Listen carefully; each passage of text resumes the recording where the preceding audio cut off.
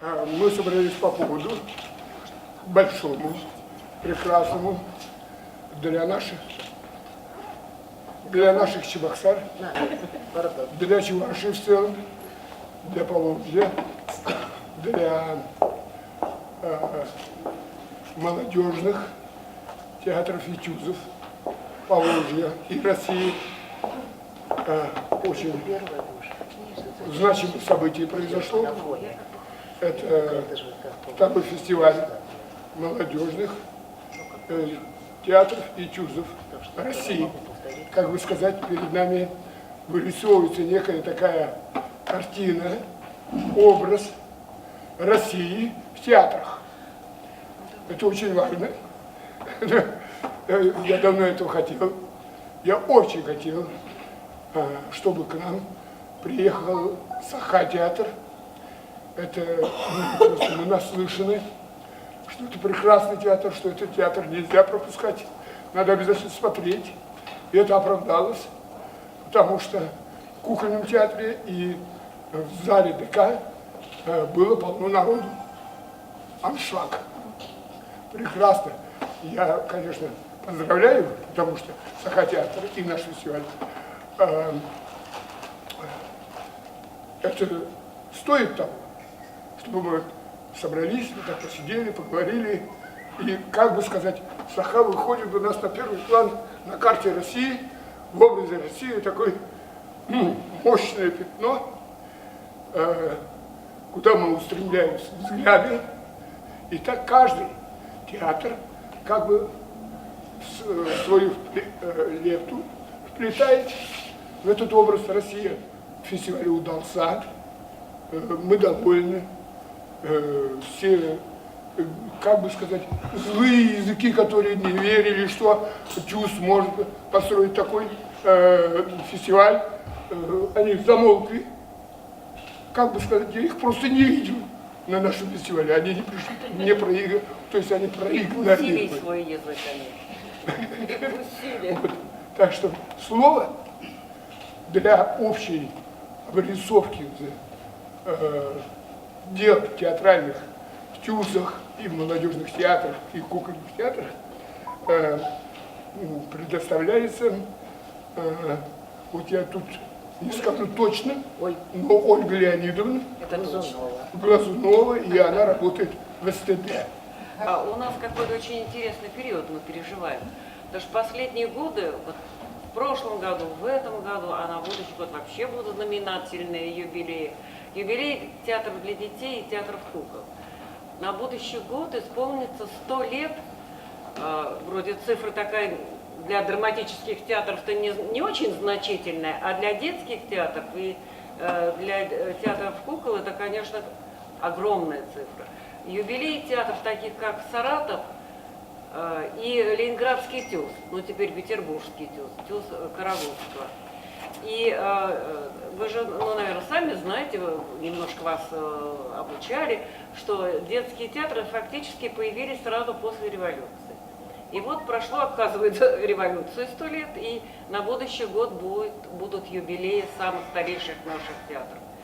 И, может быть, вы слышали, что были замечательные режиссеры детских театров, и Зиновий Яковлевич Карагодский, который руководил Ленинградским ТЮЗом, а в Саратове Юрий Петрович Киселев, ученик Таирова, и было масса режиссеров невероятно интересных, и в Нижнем Новгороде был режиссер, и Наравцевич, да, и был знаменитый режиссер в Риге, и он есть, слава богу, жив и здоров, Адольф Яковлевич Шапира, но он сейчас живет в Москве и является художественным руководителем при этом Ленинградского, Петербургского ТЮЗа. И времена были разные, трудные, театры были разные, но были театры, на которые всегда ориентировались. Это вот и театр Карагодского, и театр Наравцевич, театры, у которых были свои программы, очень интересные программы. Театры, которые работали для детей самого разного возраста, от мала до велика, от самых маленьких, хотя вот ТЮЗы в былые времена не работали для таких маленьких детей, как сегодня, там, начиная с 5 лет. Но тем не менее, и рядом, конечно, существовали театры, о которых не хотелось даже говорить, и вот о чем говорила Полина Борисовна, что вот такие ничего не значащие спектакли появлялись, лишь бы два прихлопа, три прихлопа повеселить детей. Все было, но тем не менее были и великие имена, в полном смысле слова великие времена. Ну, наверное, вы все на себе, наверное, ощутили, что когда такой слом в нашей стране произошел, наступил невероятный слом тяжелый и в детских, и кукольных театрах. Был период, когда казалось, что и хоронили театры детские, говорили, что их уже нет, что это дело погибло и никогда ничего не будет. И, в общем, момент такой ощущения пустыни было, что греха таить. Но вы знаете, все-таки, если ничего не делать, то ничего не произойдет. Но, как известно, вода и камень точат. И все-таки были люди, которым было это не безразлично, и все-таки очень многое делали. И надо вспомнить и того же Олега Лаевского Семеновича, может быть, вы знаете, даже в ваших городах встречались с ним, который работает в Екатеринбургском ТЮЗе. И Зиновий Яковлевич Карагодский, он до последнего времени проводил и лаборатории для режиссеров, и для педагогов. Были огромные лаборатории для педагогов, театральных педагогов, и тюзов, и театров кукол.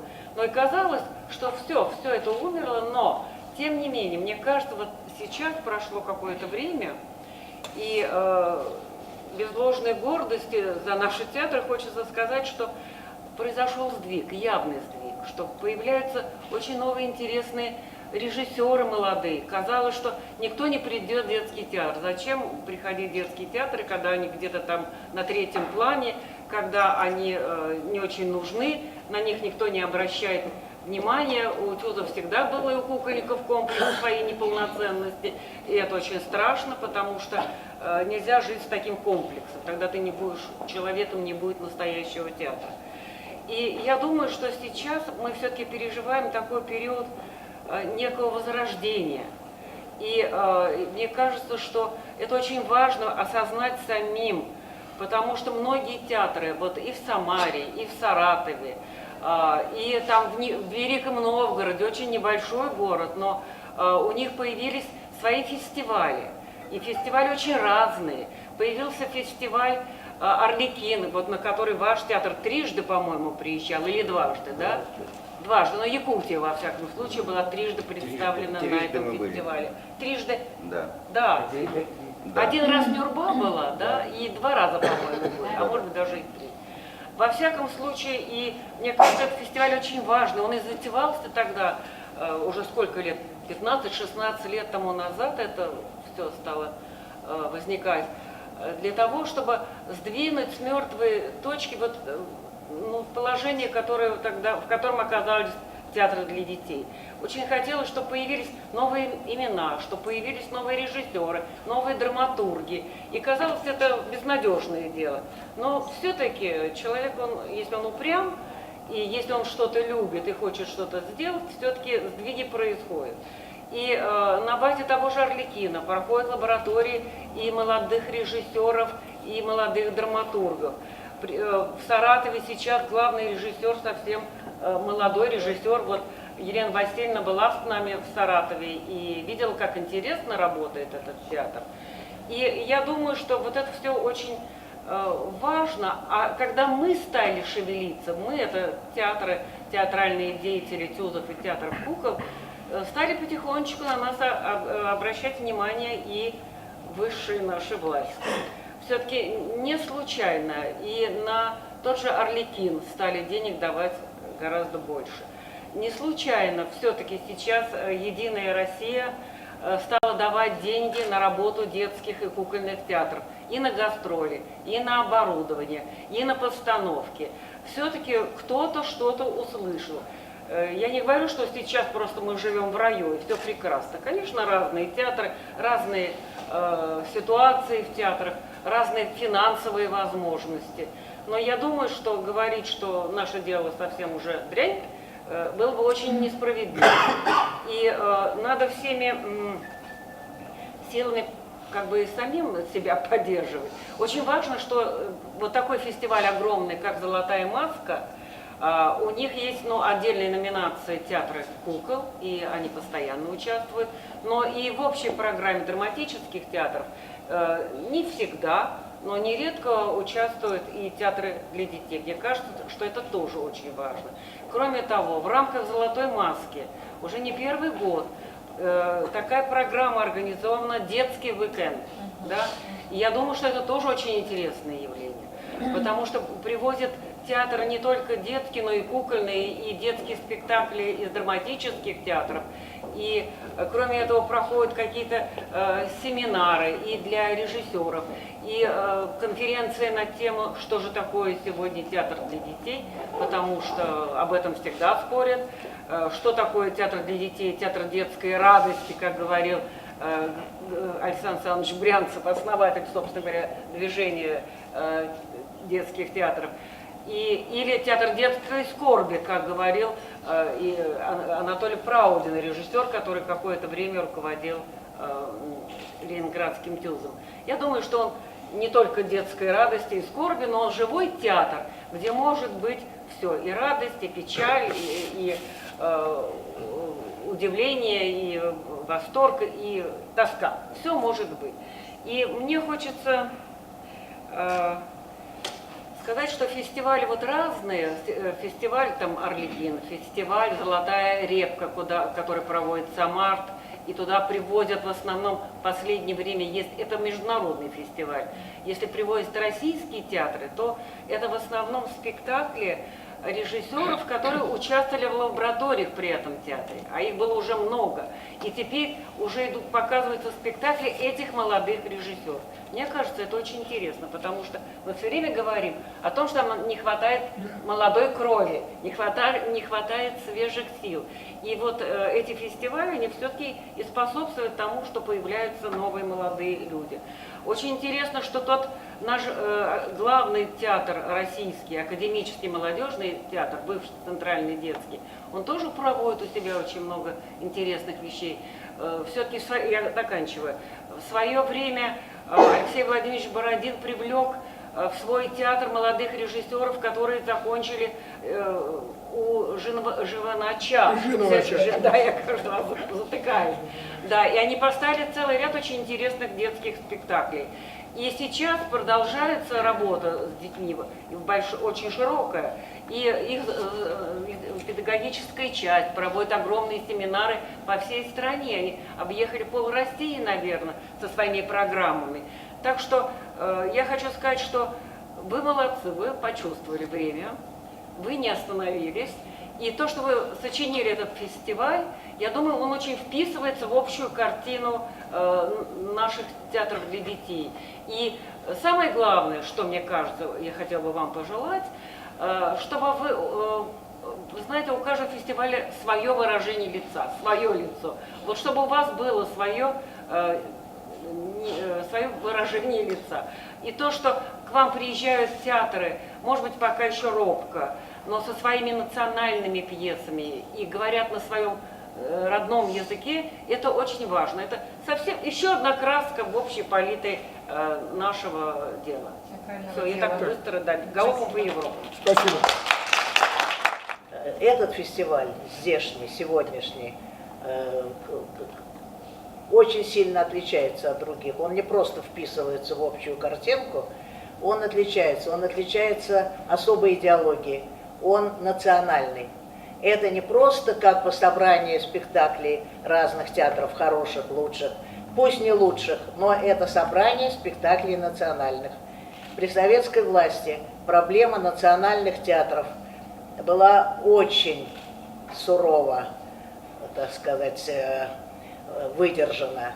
А эти театры находились на полулегальном положении. Шла огромная всеобщая русификация. И был момент, когда в казахский театр в Алма-Ате закрыли, потому что не было актеров, которые умели говорить по-казахски. Почему вот сейчас сказали, что в 80-х, в конце 80-х, в начале 90-х, значит, началось движение как бы, да, в национальных тюзах и в национальных театрах тоже. Скажем, в 80-е годы, в конце 80-х годов огромный был всплеск в Средней Азии, где никогда не было театра хорошего, вдруг в Средней Азии потрясающие молодежные как раз были спектакли. И единственное, где были всегда театры национальные в порядке, ну, это в удалении, там в Прибалтике, значит, в Грузии, а в Российской Федерации театры национальные загибались. И когда советская власть ослабла накануне перестройки, почувствовав какую-то возможность, так сказать, вырваться, да, из этого плена русификации, театры стали образовываться, пытаясь, что в этом фестивале самое главное в нашем, попытка сохранить национальный язык, потому что сейчас какое-то опять гонение пошло на национальный язык, опять пошла эта проблема единой и неделимой России, чтобы все это вместе как-то все были русские, а национальности, чтобы как-то подлаживались. Не обязательно учить национальный язык, главное знать русский, понимаете? И вот сейчас эта проблема национального языка стоит очень остро, и в это именно время в Чебоксарах, в Чувашии возникает и второй раз состоялся фестиваль, который пытается собрать национальные тюзы, национальные спектакли на родном языке. Это принцип, на родном языке. И вот даже этот самый театр НУР, который играет свой детский спектакль обычно по-русски, потому что в Уфе мало татар, там 2 гимназии, там как отыграли для 2 гимназий, они играют это по-русски. Но они специально вспомнили свой родной язык и привезли сюда этот спектакль по-татарски. Почему это важно? Вы сами знаете. Потому что если нет национального языка, нет национальной культуры, нет национальных традиций, а почему, кто вправе требовать отказа от народа, отказа от его традиций, от национального языка?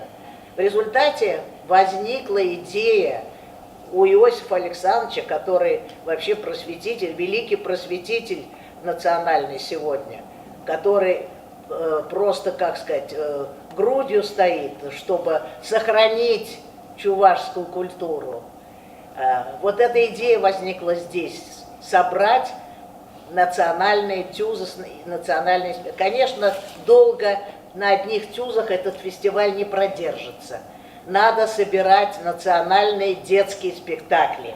И во взрослых театрах всегда есть детские спектакли национальных, и надо собирать их тоже. Потому что мы посчитали, 7, что ли, да? Мы считали, Оля, 7 тюзов национальных. Всего, если считать с кавказскими.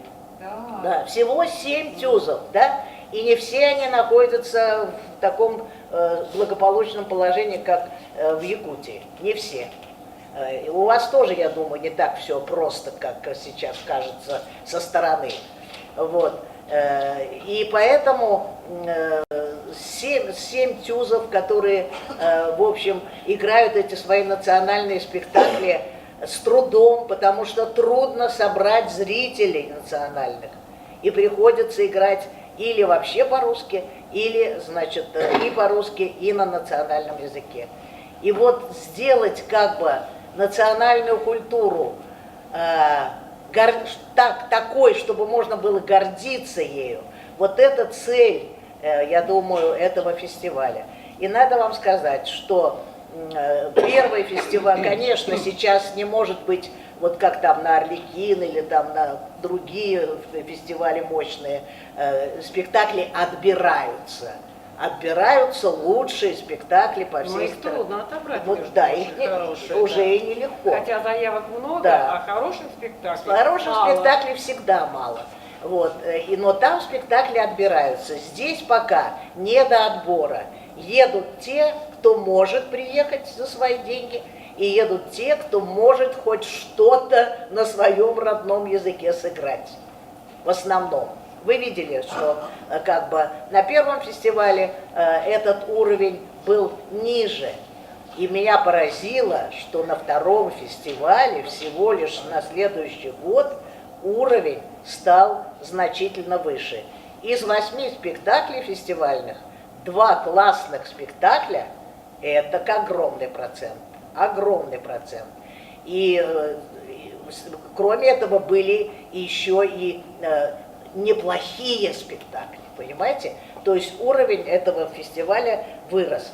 Что очень важно еще в этом фестивале, поскольку можно назвать его идеологическим, потому что в основе лежит не только показать, так сказать, хорошие спектакли, а показать хорошие спектакли на национальных языках. То есть идея сохранить национальную культуру.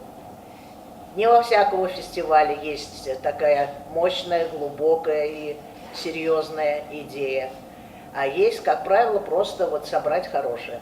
Так вот, на этом фестивале, вне зависимости даже от качества спектаклей, которые не все были хорошие, но всегда в основе каждого спектакля, как я заметила, лежит высокая нравственная идея. Но это еще и результат того, что это адресовано детям. В этой нравственной идее есть такой элемент поучительности, как бы, да, морали, преподнесенной детям, как это принято. Но все спектакли были высоко нравственные. Это связано и с экологией. Как бы интуитивно почувствовали театры детские, что в этом направлении тоже очень все неблагополучно. И поэтому есть большинство спектаклей, если не все, пожалуй, даже, рассказывают о взаимоотношениях с природой, с животными. Есть спектакли, где вообще нет людей, а действуют только одни животные. И природа, и силы природы, мистические или реальные, это очень важный момент.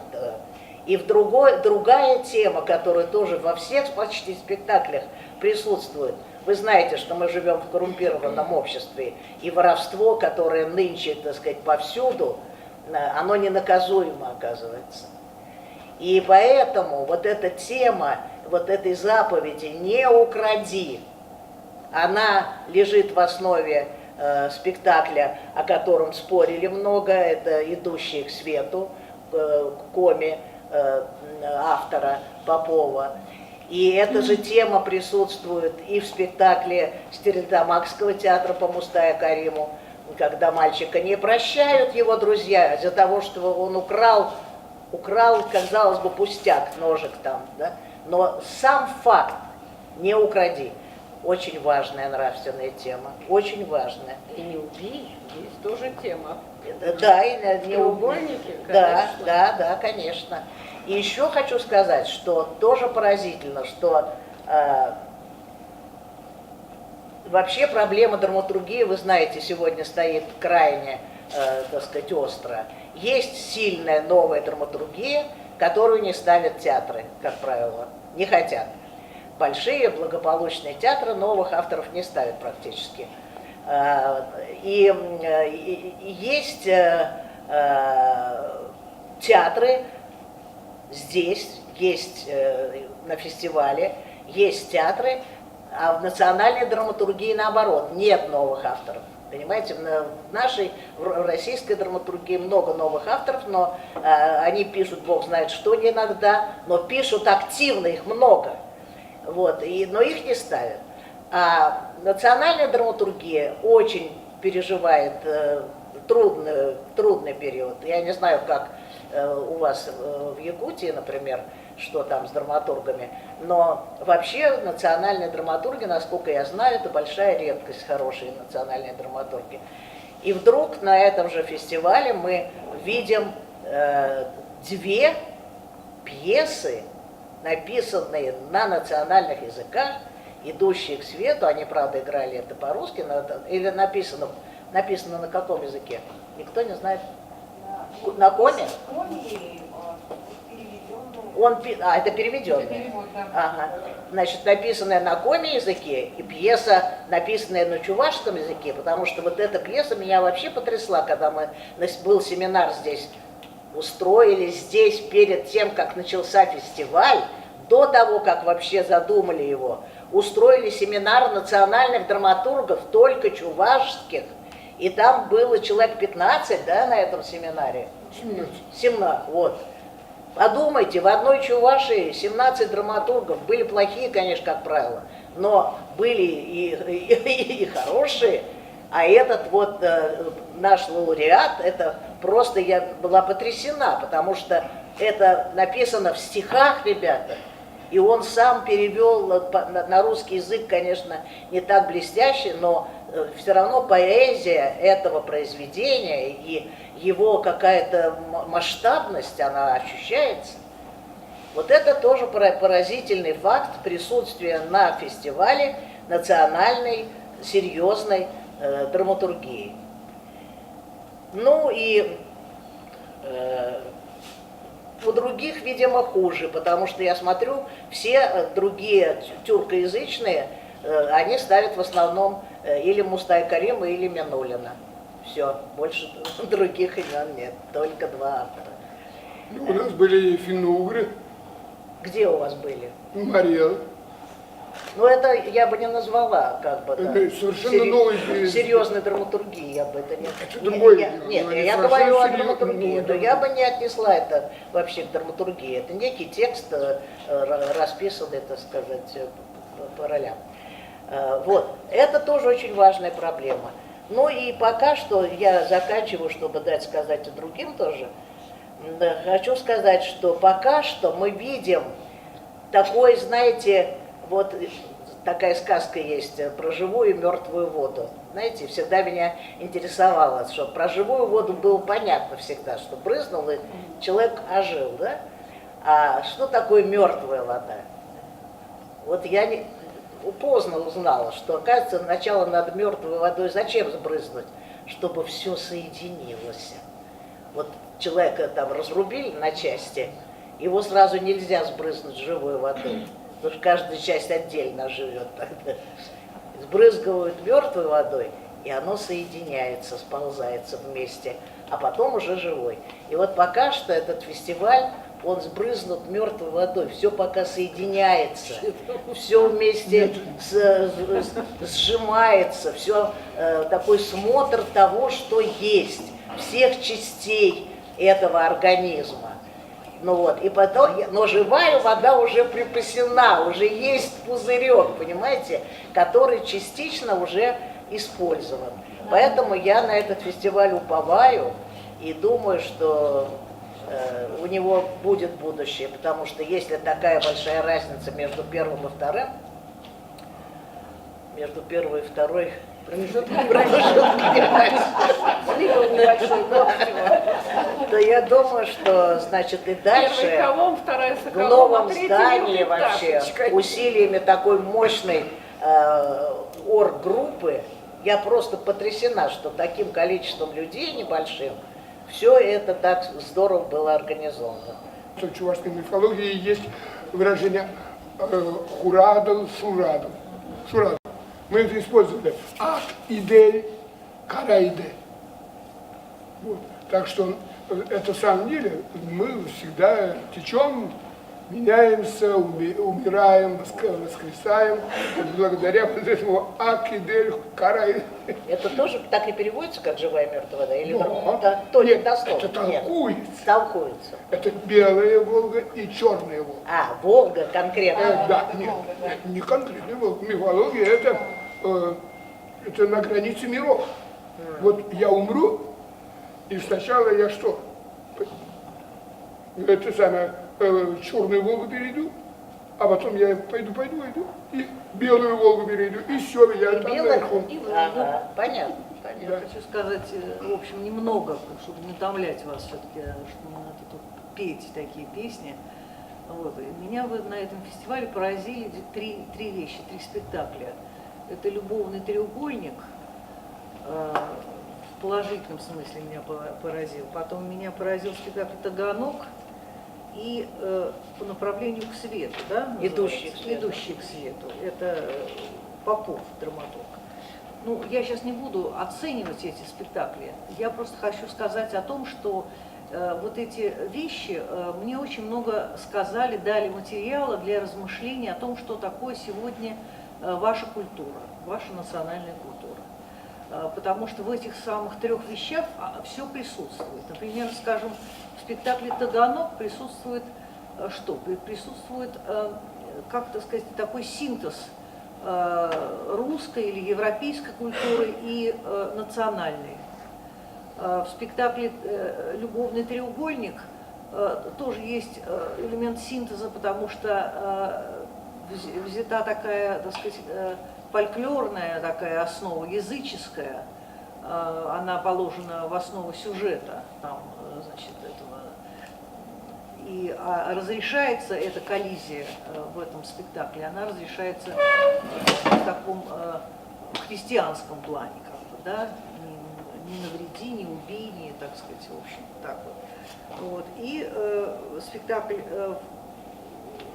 пьеса Попова «Идущий к свету», это тоже очень много говорит о состоянии национальной культуры, может быть, не в очень, так сказать, высоком смысле, потому что об этом тоже стоит думать. Кстати, это проблема, потому что, понимаете, вот театр приехал, мы обсуждали достаточно бурно, и я в результате обсуждения поняла, что не все актеры отдают себе отчет в том, что они играют, собственно говоря. Я хочу сказать, что когда есть о чем подумать, то это очень ценно. Не просто посмотреть, как зайчики скачут, понимаете, это все мило, очень всегда приятно, так сказать, посмотреть, но если есть проблемы, если есть о чем думать и что, о чем писать, скажем, что, какими мыслями делиться, так сказать, вот, с миром, вот, то вот это очень ценно, мне кажется. Поэтому меня этот фестиваль в этом смысле приятно удивил и поразил, и я видела здесь не только формальные работы, но я видела работы, в которые вложен талант, труд, мысль и какой-то поиск. И что бы я вам пожелала в результате? Я вижу, ваш фестиваль развивается, как, так сказать, я на том фестивале не была, на этом я вот присутствую, мне очень понравился. Но вам надо продолжать развиваться в плане драматургии. Вот был какой-то семинар, я слышала, да? Да, обязательно, чтобы были пьесы, были авторы. Вам надо развиваться в плане, наверное, критики, потому что вам нужны, хотя у нас есть прекрасные, мы знаем, мы тут уже познакомились с очень достойными людьми, которые отражают, так сказать, проблемы культуры. Вот, но тем не менее такие театральные критики, такие журналисты, которые вот с колес берут материалы, пишут и могут обсуждать, и вы могли бы устраивать свои конференции безо всяких московских гостей, понимаете? Вот, мне кажется, вот это тоже очень важно. Взгляд со стороны нужен, а мы-то свое знаем. Да, ну взгляд со стороны, да, но он не может быть там каждый месяц, скажем, раз в год, да, а в основном это должна работать своя критика какая-то. Вот, поэтому пьесы, ну, с режиссурой у вас все в порядке, хотя тоже есть вот этот самый режиссер молодой Антон Федоров, да. Вот он меня, Но конечно, поразил. Он вообще он не тутошний. Ну, он московской школы. Он московской школы. И живет да, в Москве. Да. Но все-таки он корнями, так сказать, в общем. Но он наполовину чуваш, да? Чуваш, да. Вот. Поэтому происходит сложный процесс, я в заключение скажу, сложный процесс такой интеграции культур, как говорят. Потому что вы все равно живете в российском пространстве, да, но вы должны сохранить и самобытность, и вы должны быть открыты, так сказать, большому пространству, чтобы это было всем интересно. Вот я вот так бы сказала. Поэтому я, в общем, благодарю устроителей, которые, я просто в них влюбилась, в этих людей. Вот, это замечательно было все организовано, и совершенно не было никакой фальши, скуки, какой-то чего-то дежурного такого. Вот, все это было на высоком, в общем, культурном уровне, так что мои впечатления самые позитивные. Спасибо. Ну, о театральной педагогике тут Надя Андреева, она придумала, она говорит, во что бы то ни стало, мы вызываем из Москвы наших друзей, театральных педагогов. Это лихо было придумано, да. Это очень будет интересно. Таким образом, наши связи с молодым зрителем укрепятся. И вот, пожалуйста, я бы просто хотел услышать, что Ольга Шигнина скажет об этом фестивале. Потому что то, что она сделала для нашего фестиваля, Это уж никакими километрами, килограммами, тоннами никакими не измерить. Я просто хотела поблагодарить за предоставленную возможность в таком объеме поработать со зрителями. И это уникально совершенно, потому что в обычной жизни я вижу зрителей гораздо реже. Да, во взрослом драматическом театре детских спектаклей, ну, естественно, меньше в разы, а тут можно было интенсивно и на очень интересном разном материале попробовать все самое разное. Ребята приходили также разных возрастов, были и маленькие, и студенты были, которые, мне кажется, очень заинтересовались, потому что они не пропускали ничего и оставались, задавали вопросы. Это дает мне надежду какую-то, что для них это станет какой-то профессиональной ступенькой, пусть небольшой, в эту сторону. И я очень надеюсь, что это не просто было украшение фестиваля, что само по себе очень мне приятно, но и отрастит вам какие-то связи такие серьезные, и в театре останется жить как проект, как во многих других театрах, с которыми мы работали, и я со своей стороны, и со стороны своих московских коллег, естественно, обещаю всяческую поддержку и дистанционно, и по возможности лично. Вот. А вам искренне желаю, чтобы это прижилось, потому что я смею уже отметить некоторые результаты 4 лет своей работы в театре имени Пушкина. Это меняет восприятие зрителей и дает им возможность увидеть спектакль не только на уровне понравилось, не понравилось, а более глубоко уметь сравнивать, соотносить это со своим восприятием и вообще развивать культуру восприятия у молодежи. Мы, конечно, очень рады, что стали участниками такого замечательного фестиваля, как «Сказочная палитра» в городе Чебоксары, Республики Чувашия. Такие фестивали очень нужны, как вода, как воздух, как хлеб. Нам, особенно детским театрам, которые работают для детей и молодежи. Мы общаемся с друг другом, мы учимся друг у друга. И какие-то очень хорошие мысли появляются. И это нам очень помогает творческим людям движению вперед. Вот поэтому мы стараемся участвовать вот в таких фестивалях. Вы молодцы, правильно делаете. Очень хороший фестиваль провели. Мы также один фестиваль провели. Всероссийский фестиваль, да, с легкой руки Ольги Леонидовны. Фестиваль театрального искусства для детей и молодежи «Сказки на земле лампа». И очень на высоком уровне прошел этот фестиваль. Председателем жюри была сама Ольга Леонидовна. Да. И как она организатор, как вот крестная мать этого фестиваля. И мы вот второй раз хотим этот фестиваль организовать, но все упирается в финансах. Но мы сейчас хотим замахнуться на международный фестиваль вот, театрального искусства для детей и молодежи «Сказки на земле лампа» в Азиатско-Тихоокеанском регионе, где входят Япония, Китай, Корея и Дальний Восток. Я думаю, в этом помогут, и я очень надеюсь, и СТД Ольга Леонидовна в лице Ольги Леонидовны, и АСИТЕШ, и ITI, членами которого являемся мы. И эта надежда живет у нас сейчас. Так, еще что сказать. Ну, у нас якутский язык сейчас на стадии возрождения уже 25 лет как. Сейчас и мы говорим на якутском языке, моя дочь говорит на родном языке, и моя внучка говорит на родном языке, разговаривает со мной, маленькая такая бегает. И вот поэтому как-то мы спокойно сейчас. Но вы лучше сохранились, потому что да. у вас холодно. Здесь, наверное, это.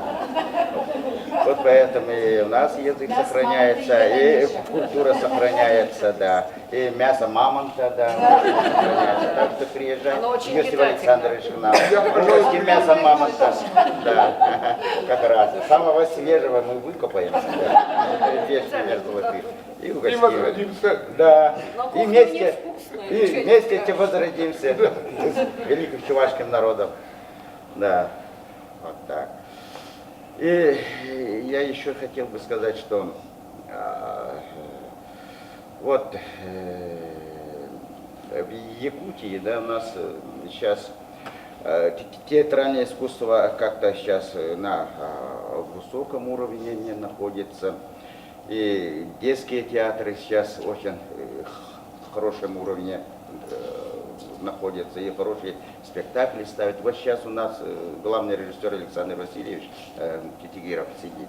Он является режиссером номер 1 по детским спектаклям. На следующий фестиваль, Иосиф Александрович, мы привезем на своем родном языке спектакль какой-нибудь. Да. Но очень хороший. хвалили ваш спектакль на Да. родном языке. Ионеско «Король умирает». Я слышал самые-самые отличные такие отзывы, хотя и не смотрел. Я очень рад, потому что это мне говорят люди, мои друзья, которые не очень верят в наш театр. Надо было показать в общей программе его, а то мы параллель-то не могли посмотреть. Это моя тема. Мы специально поставили параллельно, чтобы вы не были Чтобы там. я не посмотрела. Правильно сделали. Когда есть такие умные профессионалы, хочется работать и делать что-то, организовать фестиваль не так уж трудно. С одной стороны, мы это знаем, умеем это делать. Очень хочется отметить то, что на этот раз на самом деле приехали издалека, с Якутии. Вам большое огромное спасибо. Преодолели такое расстояние и к нам приехали. Очень первый раз мы видели в этом году и 3 театра из Башкортостана. Тоже было отрадно. Ну, естественно, приехали наши друзья, это Мариэл и Казань. Мы с ними часто встречаемся. Что хочется сказать по поводу языка. Знаете, я когда была в Калмыкии, а мы ездили 2-3 года тому назад в Калмыкию, у них, знаете, модно стало изучать свой калмыцкий язык.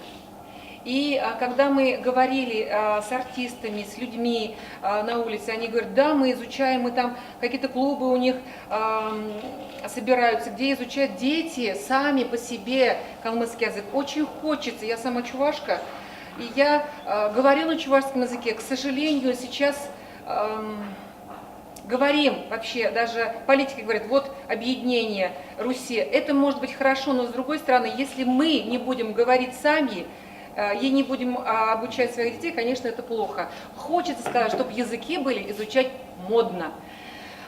Министр вчера долго говорил со мной, он очень был вчера на подъеме, ушел от нас, говорил, что ему вчера понравилось, естественно, поблагодарил вас, гостей, и оставил вам благодарственные письма. Он очень хотел сегодня к вам приехать, но, к сожалению, сказал, не могу.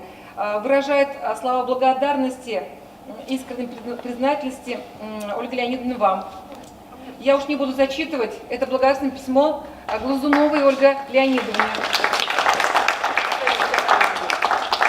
Это Лина Григорьевна, она у нас наш друг, она приезжает уже 2-й год. И идейный тоже вдохновитель. Вот она подсказала, потому что первый раз мы проводили лабораторию, и как бы с Иосифом вместе сидели, я говорю, а нельзя ли, не слабо ли? Я говорю, ну, естественно, боязно было, мы потому что вообще национальные театры, может быть, я не знаю, Якутии как, мы всегда себя чувствуем немножко ниже, чем русские.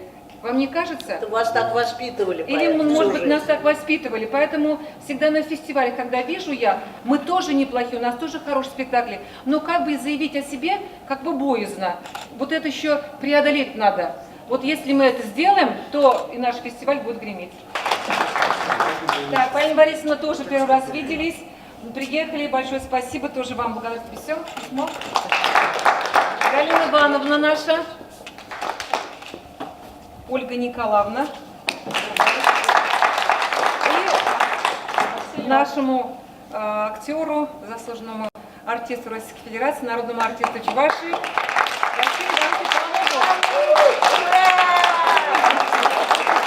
Я же не гость, я же свой человек. Так нет, вы же были...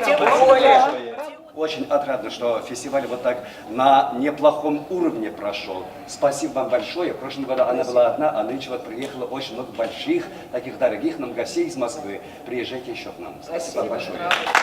Я думаю, что третий фестиваль мы должны провести обязательно уже в новом своем здании. Поэтому я жду на третий уже фестиваль. Вот я все время слушаю, мы ниже, чем русские, но это комплекс. Надо в себе как бы подавлять и избавляться от него. И да, это как дети писали, мы не рабы, рабы не мы. Вот так же себе, знаете, такой лозунг. И еще одно пожелание. Но вам-то уж по волжским театрам надо больше общаться, надо больше придумать каких-то, может быть, общих встреч, мероприятий, те же семинары. И надо со своими зрителями, то, что вот вы делали на этом фестивале, налаживать обратную связь. И вокруг тебя, это каждому театру, не только вашему, нужно образовывать круг близких людей, которые всегда в детских театрах были. Иначе вам трудно будет выжить. Да. И вы это, таким образом вы своего зрителя воспитываете, и малого, и взрослого, иначе не прорваться. А прорваться надо. Надо. Да.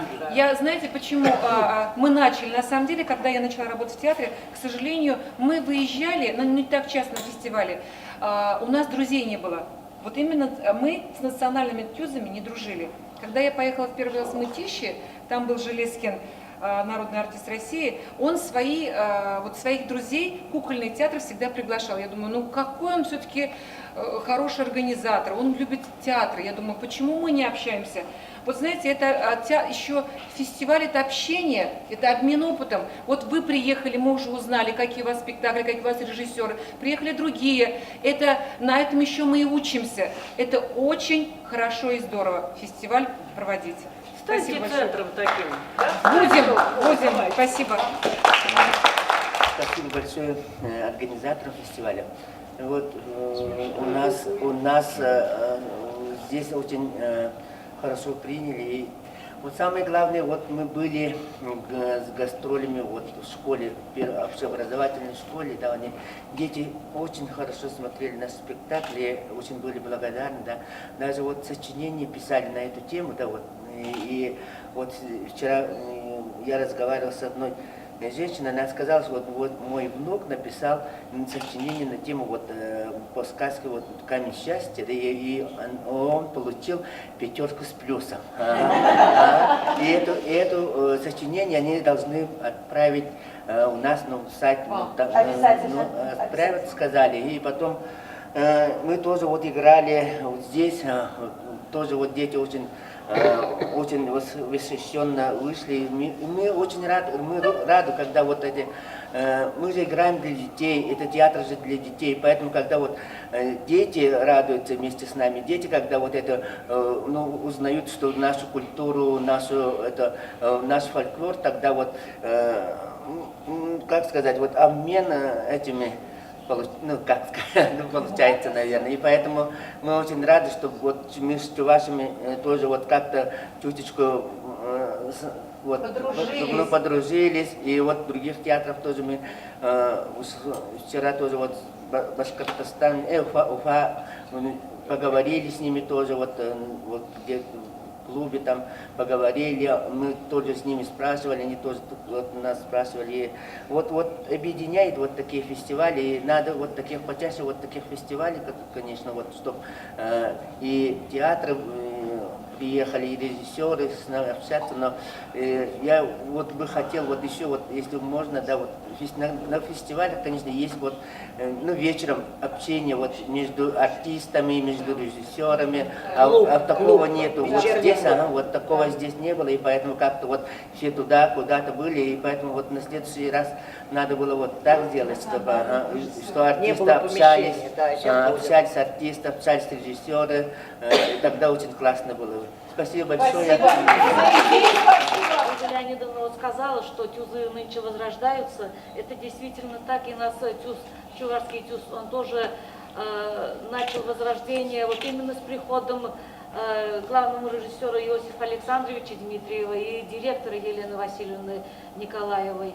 Мы этому тоже очень рады, то, что вот они придумали этот фестиваль. А фестиваль он нужен не только для того, чтобы вот собрались актеры, друг на друга посмотрели, а тут же еще вот как бы прошли такие подробные, интересные анализы спектаклей, что очень нужно. Потому что невозможно вариться в собственном соку в 21 веке, это уже просто недопустимо. Поэтому большое спасибо нашим театроведам, известным, уважаемым людям, что они приехали, отозвались, что они не махнули рукой, да ладно, малый народ, живите как хотите. А они тоже заинтересованы в развитии национальных театров. Спасибо большое, всем успехов. И вот, значит, я возвращаюсь к образу России, театральному образу России. Видите, культура пробуждает культуру. Вот это на примере «Мальчик» Чебоксарского и Якутского Саха-театра. Значит, играли сказку северных народов. Эта сказка пробудила в Чебоксарах, в школьнике, какие-то размышления о жизни, наверное, о звездах, возможно, о мечте какой-то своей. И потому я говорю, культура пробуждает, способна пробудить культуру. Вот эту мертвую чувашскую культуру, Саха-театр, Саха-культура, изучение Саха-культуры и вообще культур других народов. Это способно пробудить и возродить. Не только самим свою культуру изучать, ее надо изучать, это другое дело, но и познавать другие культуры.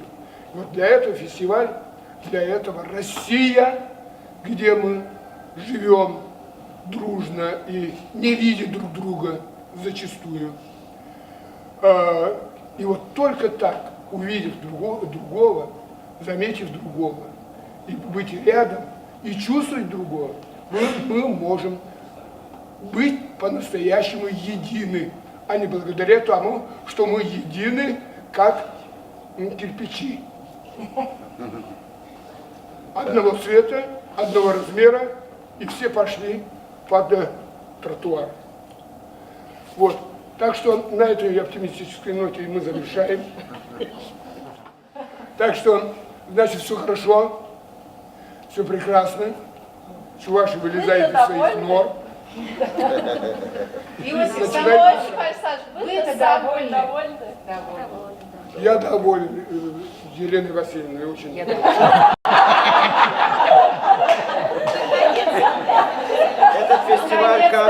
Этот фестиваль как живая вода для нашей национальной культуры.